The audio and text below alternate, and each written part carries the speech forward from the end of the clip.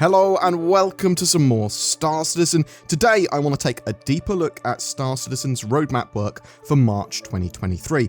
What's been completed according to the roadmap feature tracker, as well as features that have just started work during the month. Please bear in mind that even though a feature may have been completed, or at least its planned work completed, it might still require some more work or even phases before it's put into the game. Some need to be refined in Squadron 42's game branch before coming to the persistent universe.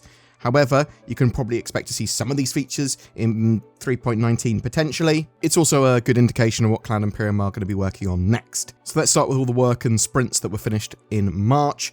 Salvage vehicle munching, implementing the ability to transform large chunks of metal salvaged from ships into refinable material. This will use the grinder systems aboard salvage ships like the Vulture and the Reclaimer. This is another tier of salvage, expanding out salvage mechanics to sort of track the beam in chunks of metal, and it does require, as far as I'm aware, the tracked beams on the Reclaimer and Vulture to sort of pull in chunks of salvage, crush them down into more usable resources. We could actually be getting this rather soon. Cloud Imperium keep on talking about it. Fire hazard. The fire hazard system will track fire and temperature on static and dynamic objects. For the initial release of fire, the feature will be set up on a select few vehicles. We know this is sort of part of the resource management system as well, part of engineering, part of sort of ship malfunctions. Really looking forward to that. It's going to burn off oxygen and things like that as well once we have the life support systems in game, and you can expect fire extinguishers to be part of fire hazards because Cloud Imperium have also been working on those.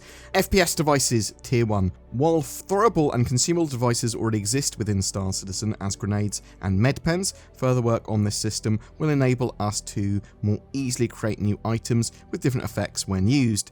This includes the development of deployable devices or items that can be carried around as part of a player loadout, equipped and deployed onto a surface. We do know that Cloud Imperium have got a variety of sort of things planned, or at least previously had planned, with sort of like deployable shields and holograms and things like that. Be interesting to see exactly what we'll see with additional devices and gadgets. Freight elevators, implementation of systems and content for players to physically load and unload cargo to and from their ships by conveying cargo to and from hangars, landing pads, garages, and docking collars.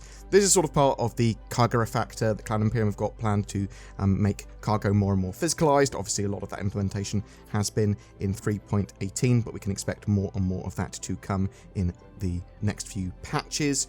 Gen 12 renderer, tier 1. So we know that Cloud Imperium have finished this and put it in 3.18. It's sort of new rendering architecture for improved performance and is the sort of platform for Vulcan. Hopefully, Vulcan will bring a load of more modern graphics options to Star Citizen, as well as a good performance boost across all systems.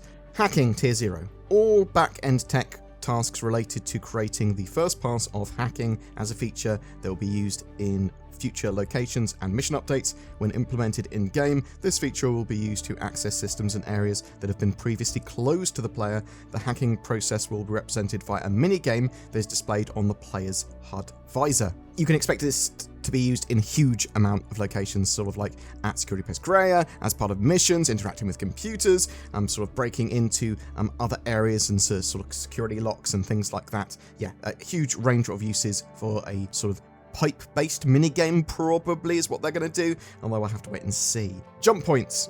Building out functionality, visual and audio effects for the jump points used to travel between systems and setting them up in-game, including necessary vehicle items and functionality, the jump points themselves, and their inner tunnels. Well, this is interesting because this suggests that they are getting closer and closer to releasing Pyro. And another feature here is Pyro system, planet, and mission setup, completing the initial foundational work needed to implement the Pyro system in the game. So both of those features together suggest that Pyro is not too far away. We do also know that Cloud Imperium are trying to push to get Pyro in-game potentially before server meshing. So we might see Alpha 4.0 with Pyro and jump points and sort of features related to Pyro, but not necessarily static server meshing that they had originally planned. It might be no server meshing, it might be server meshing light, it might be steps towards server meshing, but that's the plan currently from Cloud Imperium. Lorville Cityscape, the rework of Lorville's skyline to better fit the scale of the city and its distinctive buildings. We know this is going to be part of 3.19, at least the first implementation of the new cityscape, new buildings, high detail, being able to fly around the city and much closer to it without restrictions. Oh, very excited for that. The new player experience, an initiative for improving the initial first 30 minutes or so of gameplay experience, which will help players understand the context of the world and introduce them to some of Star Citizen's basic features. This will include updates to landing zones, spaceports, hubs, shops, and more. We know this is targeted at Area 18 for its first launch in 3.19, so bear that in mind. Very much looking forward to that. There have also been many improvements to the player interaction experience, improving the way players interact with the game world, HUDs, MFDs, lockers, their inventory and items. Lots of work on that was completed. There's new work on points of interest, that's in completion in March, and we saw new work on dynamic events. Assumedly this is Jumptown 2.1 and Fleet Week, but it could also be sort of updates to the other dynamic events as well that saw completion. Time trial, races and missions, they're part of 3.18, but we could see more updates to them because they might have seen some more work. That's what was suggested, because that was completed too. The Mist Hull C has finished a sprint, so this encompasses all tasks apparently, including design, art, audio and tech required for the implementation of the Hull C heavy cargo hauler into the persistent universe. I think we could see this as part of 3.19, either in the initial build or soon after. Very excited if that is the case. What else was completed? AR, so augmented reality, and map maker system rework. Rework of the AR and map maker systems to work with building blocks. So updates to that. There's also a map and radar system rework and overhaul of the underlying systems associated for the UI for the star map, radar, local map, and minimap. I'm very much liking all of the words I heard there. I want an updated star map. I want radar, minimaps, local maps. Oh, all of that together. Exciting. Useful. Don't know when it's going to be in game, but they finished a big old sprint on it, so hopefully that will go into Squadron 42 and the game dev branch there, and then get into our hands in the persistent universe in the not too distant future. The quantum travel experience, updating quantum travel mechanics to move players in a more physically realistic way and improve general quantum travel, adjusting how spooling, calibrating, interdictions and entering and exit work. A better travel experience, I suppose, in quantum in general. Mobileglass rework. Reworking the Mobileglass system to use building blocks, which will allow for easier development of Mobileglass apps.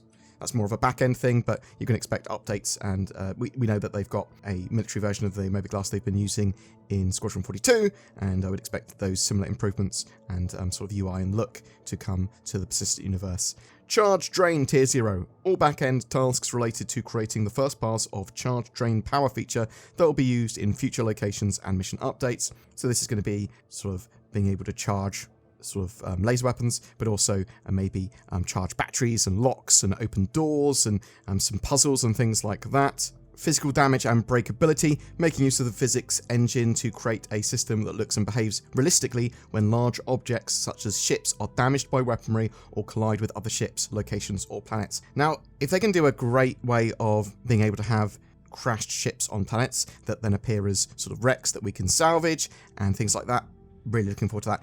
We see large ships actually breaking apart when destroyed rather than sort of like the sort of faked method they've got at the moment. Oh, that will genuinely be awesome to see. Physical weapon handling introduces character animations while interacting with and customizing FPS weapons. The aim is to add a tactile look and feel to weapon handling, supporting the wider goal of high fidelity character interactions with all objects in game, or at least all relevant objects. Physics rope simulation. Extend the simulation algorithm of ropes to support ropes for interacting with pulleys and improve general stability to enable the development of new gameplay mechanics. Cool to see ropes and pulleys. Prone Tier 1. All tasks relating to implementing prone, lying down movement for the players and NPCs. Player machine physical interaction. Initial implementation of animations that show the player interacting with ship controls and items includes pushing buttons, flicking switches, and interacting with other areas of the cockpit. also includes other machines and items, including locker doors. Expect them to have all of your hotkeys that you could press or anything that you can interact with in the cockpit actually have some sort of physical animation for. They want a tactile experience there. That's what they're moving towards. A few more minor and back-end bits. They completed or at least work on the Duster faction outfits. We know they're going to turn up in Stanton as a gang.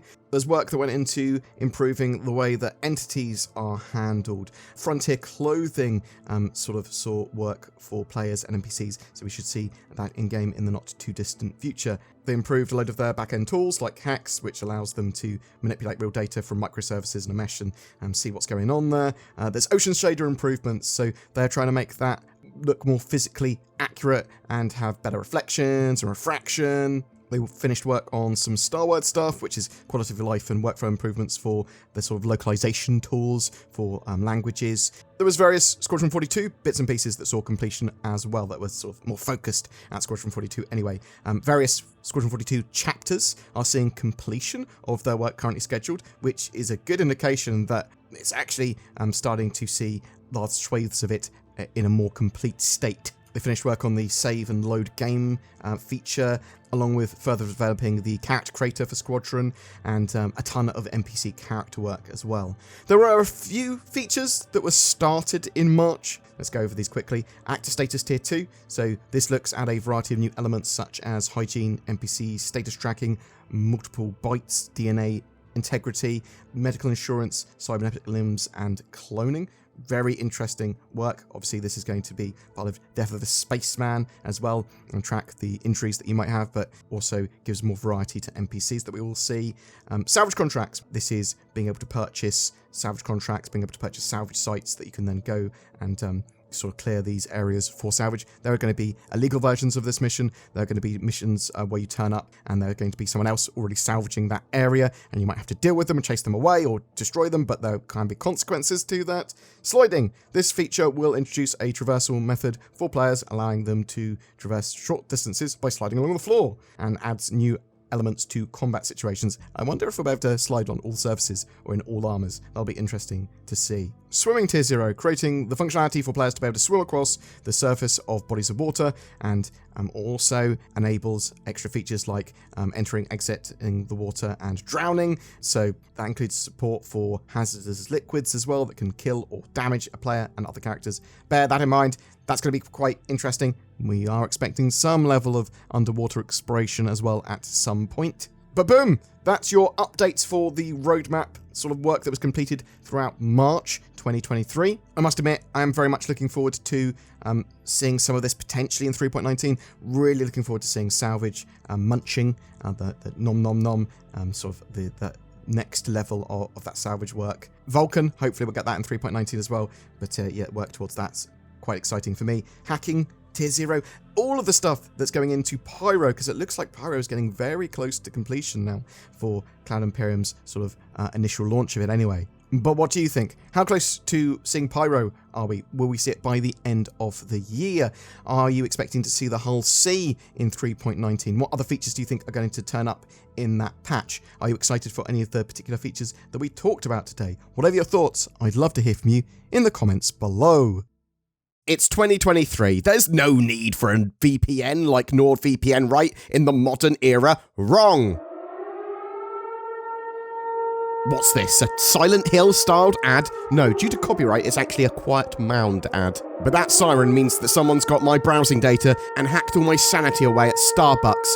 Oh no, that guy's got a triangle on his head. Ah! I've never had a Silent Hill incident while using nordvpn.com/BoredGamer.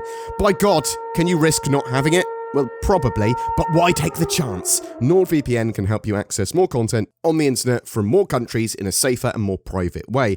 It's an essential tool in your arsenal in 2023 against the legally distinct triangle head. Check out the links below for one hell of a deal. Every month we have a ship giveaway. For March, we are giving away an Argo Raft, the mighty little hauler that could. Soon, it should be able to make use of its 32 SCU cargo boxes, but in Alpha 3.18, it's going to have to make you some serious Alpha UEC from cargo hauling. It also comes with a game package and lifetime insurance, all you need to get started in your Star Citizen career. Thank you so much for watching this video and supporting the channel. Please consider becoming a YouTube member with the join button under our videos or using the links below Patreon. It really goes the extra mile to support us making daily content for Star Citizen. If you liked the video, be sure to like and subscribe and share it with your space friends. Thanks for watching, and I'll see you in the verse.